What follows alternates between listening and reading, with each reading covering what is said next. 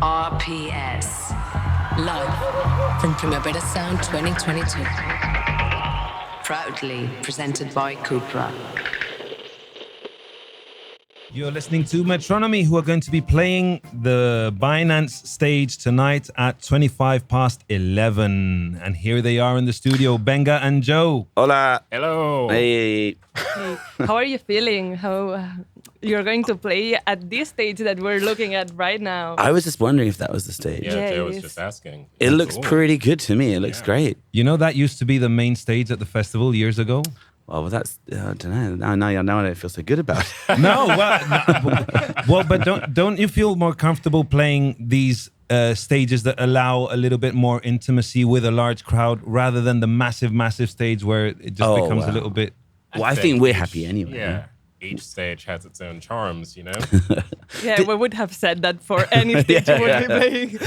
We hate it. No, did they used to face each other as well? I seem to remember last time we were here, there were two stages facing each other. Yeah, that was like on Over the there. other The massive side. one. Okay, Yeah, very nice. because you also played that massive stage the last time you played. Yeah, we did. I think Yeah. that was like, was that when Arcade Fire were playing? Yes, Was. yes, Yeah. yes. And then before that, we played in the kind of amphitheater thing, which I remember being And that's down there. crazy. Yeah. Yeah, you've covered a lot of ground in Yeah. Primaveras. Yeah. We are old hats. Yeah.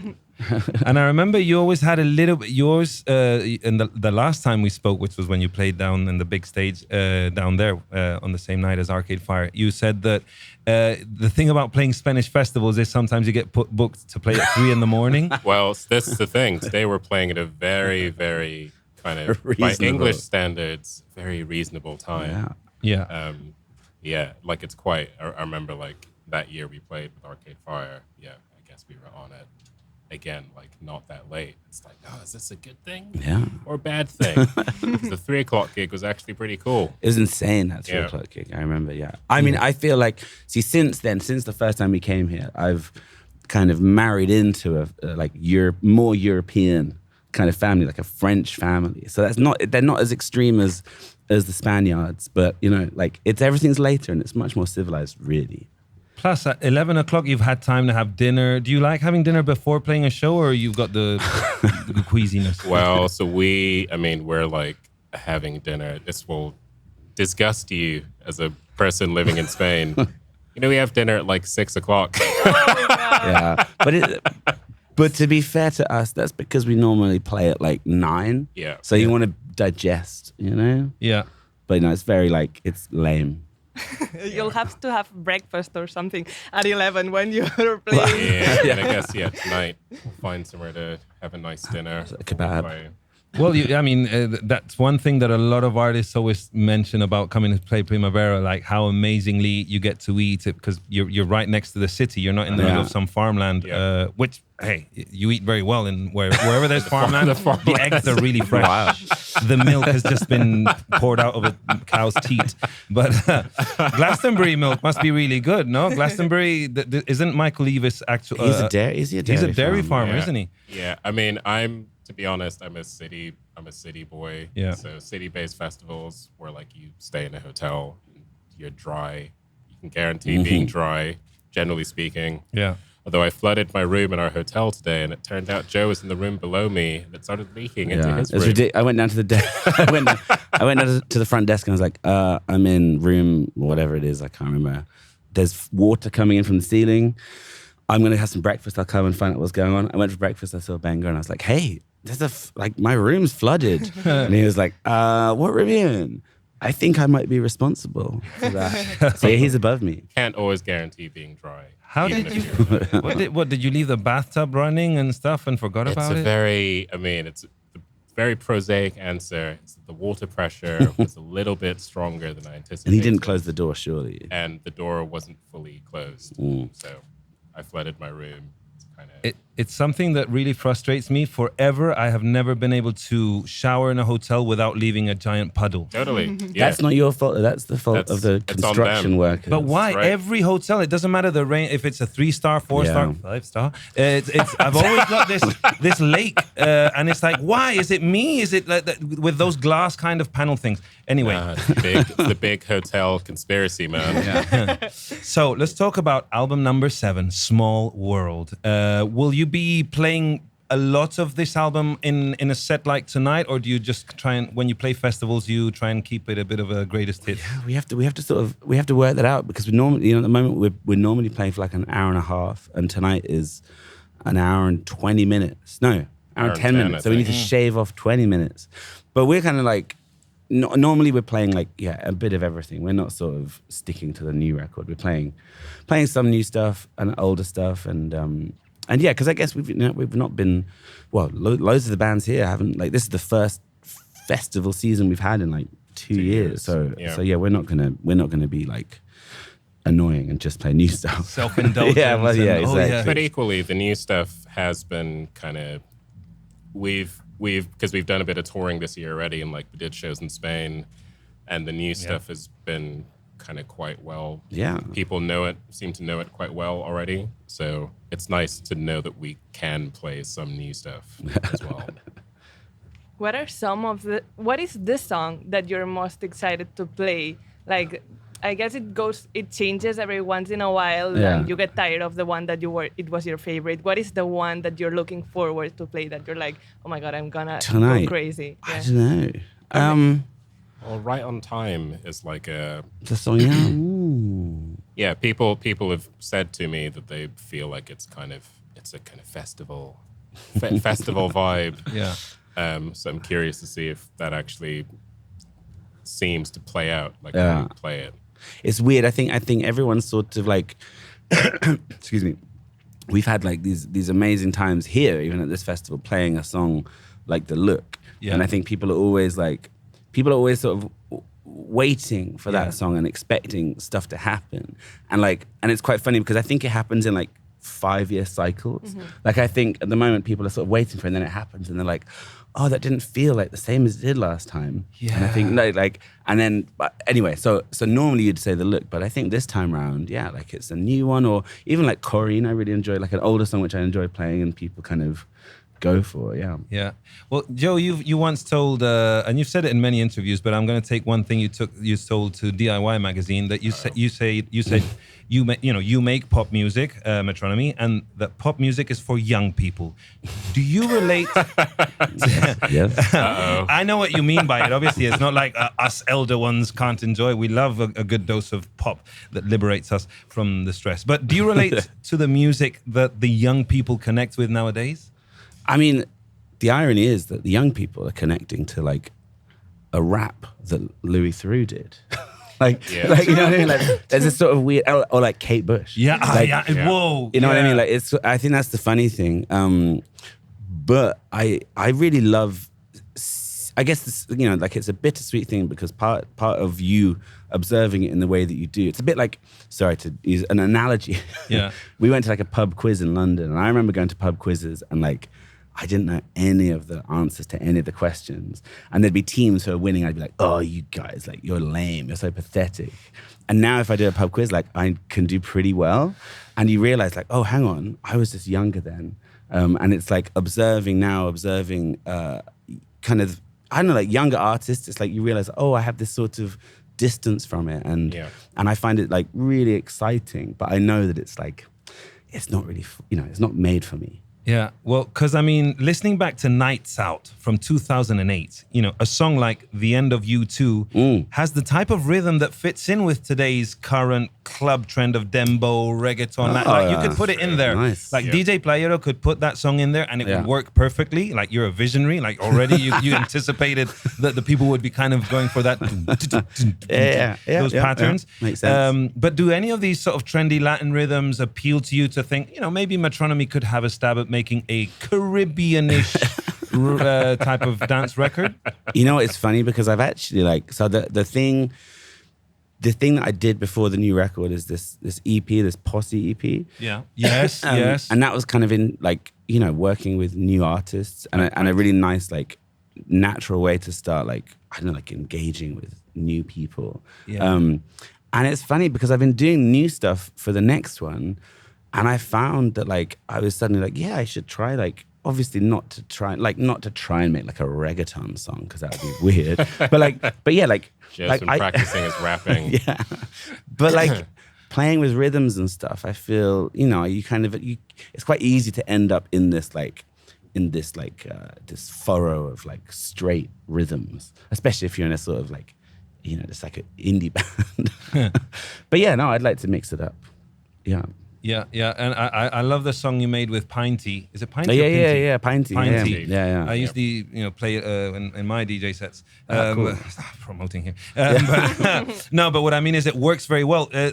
Was that an incredible exercise, like being able to make music kind of out? It was Metronomy, but it was like outside of Metronomy, this little EP as an impact. Yeah. Well, I was saying at the time that you kind of like, because at the time, I think it was when I was promoting the record and talking about how, like growing up, kind of getting older, making music, and I do have this feeling that like good pop music should engage like young people, and I guess like the thing is I also produce music, and if you're a good producer, then you're working with like the kind of newest and most exciting artists. So there's kind of no like age limit for production, and so it was like a really great kind of outlet for that kind of thing, and for feeling like not pretending like you're in your 20s again, but working with people that actually are in their 20s. Yeah.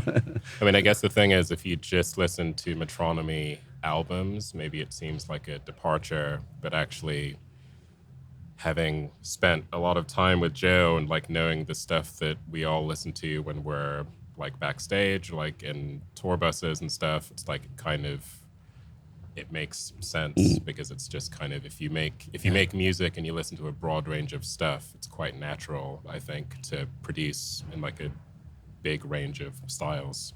Well, speaking of production, Mar, you're a fan of Robin. Yeah, Jesse Ware, who is playing. And Jesse Ware. Today, not today, maybe tomorrow. Is she playing tomorrow? She's Saturday? also. Everyone is playing Primavera this on year. my favorites list, and I'm like. She was like, when I was working with Jessie Ware, she was saying, like, it's quite funny, she was vocalizing, she was like, I want to play Primavera. Putting it out into the universe. She was like literally just saying, like, she was like, I want songs that I can play at Primavera. Specifically, oh my yeah. God. It was quite oddly niche. She manifested that. I mean, not niche, but you know what I mean? Yeah. Oh, how was working? Because I was wondering, like, you've worked with some of my favorite artists as well, and how does your music understanding of like your own sound and stuff meet with the other artists? Like, do you just take away of what you like personally and just adapt to the person that you're working with, or how does it work? It's sort of, like it's always developing, but I know that I have the confidence now that if they want to work with me, they want my input, So like, I have a real feeling of like, well, we're meeting in the middle. Like this song we're working on is a joint venture, and like we're equally responsible for it. So I enjoy like, I don't know, just sort of getting stuff out of people and intentionally like not kind of pushing too hard, like, because I think you can hear it quite often in like pop production. You can hear it when the voice is like just a sort of, like it almost could be anyone, So I think people like working with me for that reason too, that it ends up feeling quite personal. Yeah. We noticed that. Do you feel comfortable moving towards that kind of career where you will be performing less and going on tour, and now that you're a family man and you've spoken about interviews family men, aren't we, Benga? The reason that we're here is we had our families with us. We were playing in Ile de Réunion, like this French island, and we had our families, but now the other guys in the band have got their families. Yeah. That's why Benga's drinking a non-alcoholic beer. Yeah. He's gone crazy. Yeah, but because I keep hearing this notion of like Metronomy's entering phase 2 because you've all matured into being family people. Yeah, I think I don't know. I guess it's weird because I feel so personally. I feel very lucky that we're still asked to come and play festivals like this. That you don't want to push your luck, and you don't want to sort of oversaturate the market with yourself. So I feel like there's a sort of element of trying to, I don't know, you want to keep people excited. You don't want to become kind of ubiquitous. And yeah, I don't know really, like I think we've not even really talked about it. I think because we've had this like 2-year gap, everyone's just like needs to tour. Yeah. But I guess like in practice too, it's like we all live in different countries and stuff, and everyone is in kind of different situations with kind of the work their partners do and how old their kids are and stuff. So I think there have always been kind of natural breaks in the cycle of touring anyway. But I kind of imagine that after we've toured this album, where everyone's going to need a bit of a break to kind of reconnect with their real lives. Yeah. And it's a crazy life being a professional touring musician, I imagine, because all of a sudden you'll be like 4 months of being away and these weird timetables of sleeping little, having to be in many places almost at once. And then all of a sudden, boom, going back home and having like 3 months of just taking care of the kids and doing groceries. How do you handle the what do they call it? The post-tour trauma or the Depression? Let's not over egg it, but PTSD. I think like now it's weird. Like I feel like when I was younger, it was more confusing. It was more like because you were sort of, I don't know, you had like, I guess there's more energy almost. And so you'd go home and you'd feel much more like adrift. Whereas now it feels like you go home and there's such a sort of obvious reason to be there and thing that you've missed and all that stuff. So I find it kind of easier personally. Yeah, before you kind of, certainly for me, before I had kids, for example, and before like I was married and stuff, it's like you'd kind of get home and you'd be like, oh, well, what do I do now? Then you'd start kind of messaging a few friends to see if they wanted to like meet up at the pub or something. Go on tour. Or like, you know, message friends about like meeting up to make music or whatever. But now it's much more like the second I get home, it's like there's stuff to do. So you don't have time to think about it really so much. To let the blues sink in. I understand that your cousin Oscar Cash, Joe, made an additional version of Metronomy Forever. I didn't know of this. He did. Like a jazzy instrumental hip hop type record, right? Mixtape. It's a mixtape, exactly. It is, honestly, it is so good. It's really good. Yeah. It was included in one of the vinyl editions, and I think it is streaming now. Yeah. So it's So available. if you search for Oscar Cash, you should find it. Yeah. Okay. But no, it's funny. Like, he's a very gifted musician. He lacks a certain kind of confidence in putting his stuff out there. But when he does, it's brilliant. Yeah. Oscar's computer is literally filled with not even like half-finished music. Yeah. Music that's basically finished, Yeah. which he just like doesn't really want to put out. It's mad. But what is your relationship now with the notion of leaving? Now there's so much offer and there's so much music coming out constantly and artists, now that you kind of have not as many intermediaries, you can kind of self-release under aliases, like stuff that, maybe it's not good enough for Metronomy, but this is worth But I'll putting release it out under there. Benga. Adela can.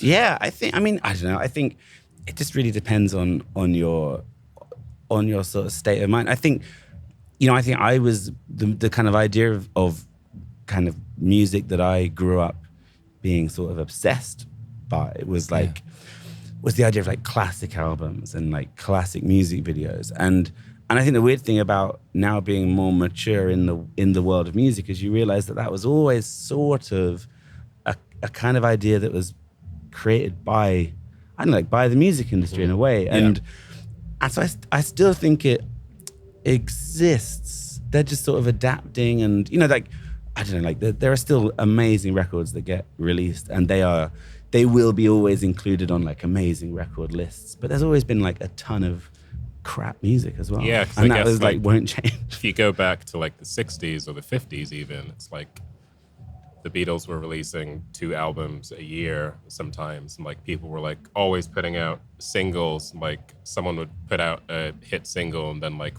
5 people would put out their cover, and they'd be kind of putting stuff out, and it would be out within like 2 weeks of them recording it. So I think the idea that we live in this age of like an unusually saturated music market is maybe not strictly accurate. I guess it's more just that you can access all of it immediately from your phone. Like that's the thing that's kind of weird. Yeah. But you'll also see, I mean, like, not to get too serious, this is a music festival radio station, yeah. But like, it's like now like everything that's happening right now is happening in the kind of in the shadow, or like, well, not the shadow, but like after coronavirus, and like things are getting more expensive and people are like noticing. And so like, you know, it might be that in a year's time, people like, they're not going to like as many gigs as they used to. And so like, then musicians and labels are going to be like, no, we need to stop giving away this music, you know? Yeah. Like it's kind of, it's always just like fluid, you know? Yeah. It's like the floodgates are open. It's like it's a free for all.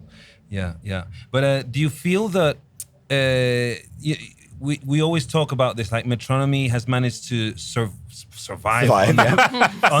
Survive. You know, because so you when you came at a very a very prosperous moment for bands, shall we say, of all sorts, you know, rock bands, indie bands, electronic pop bands or whatever, right? When you guys came out, you made a hell of a splash, and there was a lot of people making the splash with you, but only you stand now and a few others. Very few. Do you have an explanation to, apart from the incredible quality of your output? But it's not like everyone else was lazy. Like other people did put out albums that were interesting, but they just, I don't know, work. I mean, it is difficult to sort of explain, but I think it's probably something to do with never having that actual pressure put upon us, like to be that big, the biggest band or whatever. Yeah. So we've just always kind of been like working away. But I do think also, like when I was saying before about this idea of like growing up being obsessed by records and like bands and legacies and that kind of stuff. Like in a way, I've always wanted to. That's been my dream. You know what I mean? So there has been like an element of like really wanting to stick around and not wanting to suddenly feel like, oh, you know, like this isn't. I don't like. Yeah. So I think it's it's luck and skill. Yeah. It's because you see a lot of bands from the era that they sort of started to cater for, we've got to keep being the headliner, and we'll do an album that's full of like chantable songs and choruses because you're kind of making music for those 50 first people, 50 rows at the massive festival. I think also like we've never taken any big breaks from touring. Yeah. And I think like that's like some of our friends who were in bands were like they took 2 years to make an album, or 3 years, 4 years to make an album. They kind of made multiple albums that were shelved or whatever. Oof. And like they weren't doing shows in the interim either. And it's like they come back after 4 years and they're building from a much kind of lower base. And so I think like it's kind of that too. It's like balancing, not oversaturating things with like kind of always reminding people that you kind of exist. Yeah. Well, Joe, you were saying about the legacy and how the record industry and some of the legendary PR stunts we've grown up reading in music magazines are part of almost our musical education. In Metronomy's long, almost 20-year career, what moments stick out that go beyond playing massive shows and stuff like that's part of like pop culture anecdotes? Oh wow! We wouldn't gossip. Yeah, gossip or stuff that happened thanks to you being a successfully like creative a fun fact band or something. God, I don't know. I mean, like that's the thing at all. When you put it like that, it feels like nothing's happened. You know, I don't know. Meeting Josh Homme at Coachella, I think, cool. kind of felt like quite a fun, because that was when we were supporting Coldplay as well, weren't we? Yeah. On that. Yeah, we had like a North American tour where we found out that one of the reasons we'd been approached to support Coldplay was because Azealia Banks knew their manager, and we had just done some shows with Azealia Banks, like an Enemy tour in the UK. And so, it's like being on tour, supporting Coldplay, and then like Josh Homme coming to like say hi to us backstage at Coachella, because I think like you'd already been talking to him a bit. Well, actually, that's probably... And then I remember seeing Azealia Banks, bumping into Azealia Banks once at... Maybe she's the thing. I remember bumping into Azealia Banks like in Los Angeles, like which sounds very downtown Los Angeles. Bumped into Azealia Banks. Turns out that historically it was just after there had been some Russell Crowe altercation. And then like she was with me and she was like, hey Joe, can you help me out? There are these crazy fans and they won't leave me alone. So I sort of spent the evening kind of like looking after Azealia a bit. Anyway, and we've been friends since. And then on her Instagram, she'd like done this thing. She was talking about voting and she's saying how she's not gonna like vote for anyone because no one helps her. And so I left a comment on her Instagram saying like, spoil your vote. You know, like it's better than not voting. Spoiling your ballot is better. And then she replied like some kind of like, I don't know, like probably too rude to say on Spanish Primavera Radio, but it's like... Do it. Well, no, I think it's just kind of like whatever, you like sucky, like white ass indie group. I like take your kind of like, you know, like take your crappy whatever. Anyway, and then she like blocked me. I was about That's to say. exactly what I wanted to hear when And I feel like it's all happened just by a complete misunderstanding. I know. So there you go. But that's the thing about social media, the comments. You got to be so careful because you don't know how people are going to receive the message. Not to, without knowing her Here we go again. without knowing her terribly well. That seems to be the arc of a lot of the relationships she has with no, it's people in true. the It's music true. industry. I mean, even right? when you're being nice to her, Grimes and Elon Musk invited her to their mansion, and apparently she started like revealing a lot of their intimacies. I still love her. I think she's like, I think she's kind of An brilliant. icon. Yeah. And everything she says, like, I mean, and that was the thing. Like most of the stuff she says, I agree with. And it was just the whole voting thing. I was like, I wasn't trying to be combative. Yeah. But anyway, You were we'll like- make it up one day. Maybe you're now on her Wikipedia page. There's a part that's whole beef section about with beef. E. Maybe you're there. And Well, I that's think- iconic to me yeah. there as well, because there's a lot of people in the beef section, and Metronomy being one of them. Oh, I It's don't kind want of to be a... there. I don't want to be there. But yeah, but the ones who are there are also like people close to her, like you are friends Fair with enough. her. Yeah, so yeah. it's kind of a Rissa. yeah. But speaking of meeting iconic people from the world of culture and art and history, Mars, a fashion enthusiast, and she was very excited when I schooled her. I mansplained the whole story about how Metronomy was initially hugged, not hugged. The proteges. You became kind of proteges, or you were the favorite band of Mr. Karl Lagerfeld, may he rest in peace, the Kaiser. Yeah. Who is, you think of the world of fashion in the 20th century, and it's like Coco Chanel and Karl Lagerfeld and Yves Saint Laurent, and then anyone else. And you told us the last interview we did with you years ago. You told us about how you had a very interesting moment about borrowing his shirt. Oh yeah, and I've still got his shirt. That's true. Yeah, You've I've still one of his got shirts. it? Yeah, he gave me one of his shirts because I didn't fit into any of the clothes that they had for the shoot. And I put a picture, like, well, there's pictures of like Oscar and him online, and people think it's fake.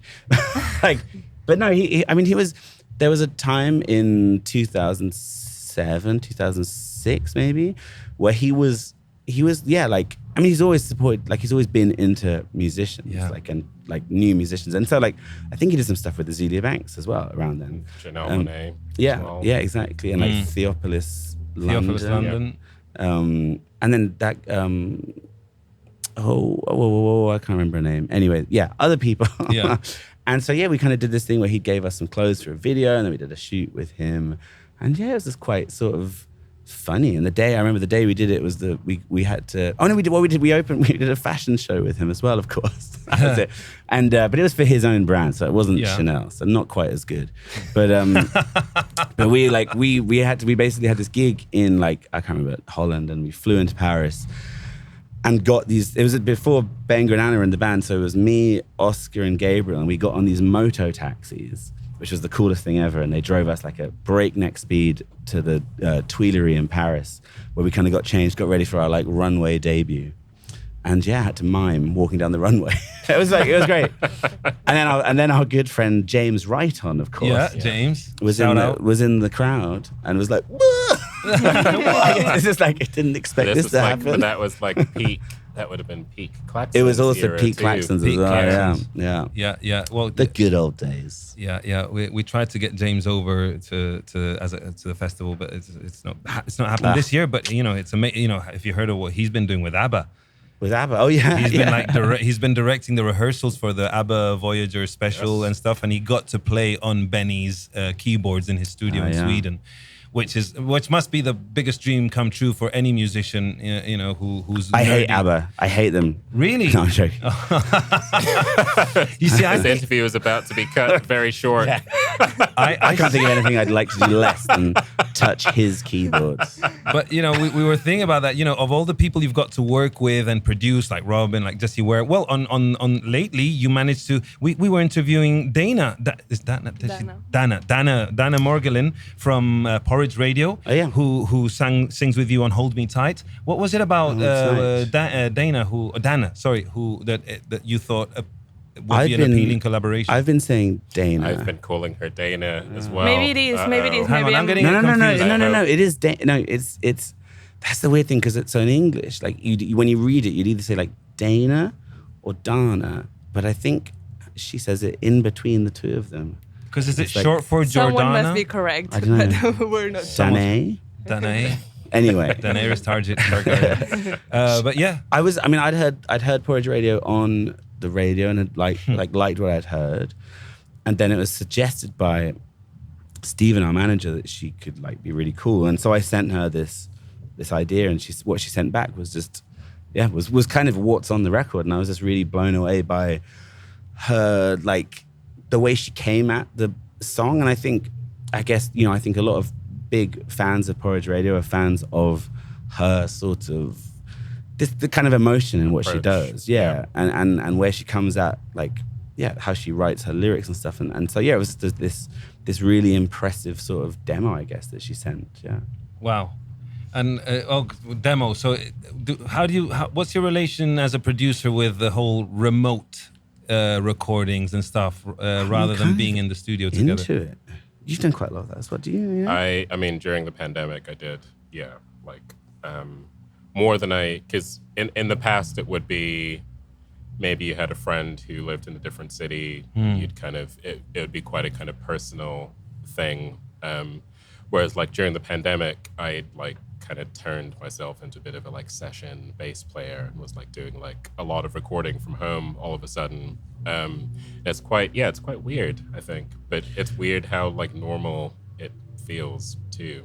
Was it recently like the Weeknd was saying, was it like Demi Lovato saying when her on Pro Tools, something like she's like a whiz on Pro Tools. Anyway, what you realize is that now so much of being a part of a musician, whether you're like a pop singer or whatever in an indie band, like you've learned how to use music making software. So actually like sending stuff back and forward is kind of, people are used to being on their own. Yeah. Like in their rooms on their own, like working on music. So it's actually quite, it's like, and especially with the Posse EP as well, like I was just sending tracks and getting them sent back as well. And there's something quite kind of, like I think a lot of people are quite used to working in this like slow, isolated way. So it can work very well. But Dana did come in and record the vocal again with me. Because that's, if you have to compare the output, remember how you'd read about, Rolling Stones renting a mansion in the south of France and getting into the creative mood to create the album of the time, no? But nowadays it's so efficient and people have so many scheduling clashes that it's like, look, the most effective thing, technology's here. You can, output wise, what do you think there's a better way? Remote or being in the same room? Well, I guess I think when people were releasing, like when people were recording records in the south of France and spending millions, like that was the only way you could sort of capture this feeling of like decadence. You know what I mean? And I think quite often people were trying to kind of transmit like feelings onto records. And now, like, I don't know, I get the impression that like in somewhere like Los Angeles, people just sit in tiny rooms looking at a kind of deep red sunset, and they're like this is all I need to kind of inspire me to make some quite generic sound. But also, like, I guess if the budgets was still there, like that's still the way people would be recording. It just kind of is I would say it's always preferable to be in the room with other musicians, kind of just bouncing ideas around. Because the thing about the remote thing is it works really well if you and your collaborators are, even if you're not fully on the same page in terms of how you're approaching the track or something, and like that can be, they can come back with really surprising results, and like that's quite cool. But I think if you're really kind of just like neither of you are feeling where the track is going, you get into this quite kind of, it would be much quicker to be in a room together and just like tell you I don't like it. Talk about what in you think person. isn't working, or even just being able to read the body language, like, and you're sat next to someone in a writing session and like they're not feeling it. It's like, well, should we try something else? Let's try something else. Yeah. Let's go and have a coffee, like whatever. Yeah. Which you kind of can't do if you're just kind of sending emails back and Files. forth. Well, on that note, it is time. We are in the same room as Metronomy in our right. lovely glass box here in Primavera Sound, where in Greenhouse. in the greenhouse, and we're actually sweating like a Yes. plant, photosynthesizing under the sun, this blaring sun. The weather is with us on this weekend. Once again, nice warm weekend in Barcelona, and you're going to turn the temperatures up tonight at 11:25 on the Binance stage in Primavera Sound 2022. Benga, Joe, thank you so much Thank for you for coming. having here. us. you. Thank you. On behalf of Metronomy, one of the greatest acts Of all ever. time. Of all time. Oh, well, you were going to say that. Wow, sorry, I interrupted. Yeah. You were reading our minds. Yeah. Synergy. This is the thing about being in the same room together. We bounce off each Absolutely. other. The ideas are happening. Thank you so much Thank for you being for here. coming. RPS. Live from Primavera Sound 2022. Proudly presented by Cupra.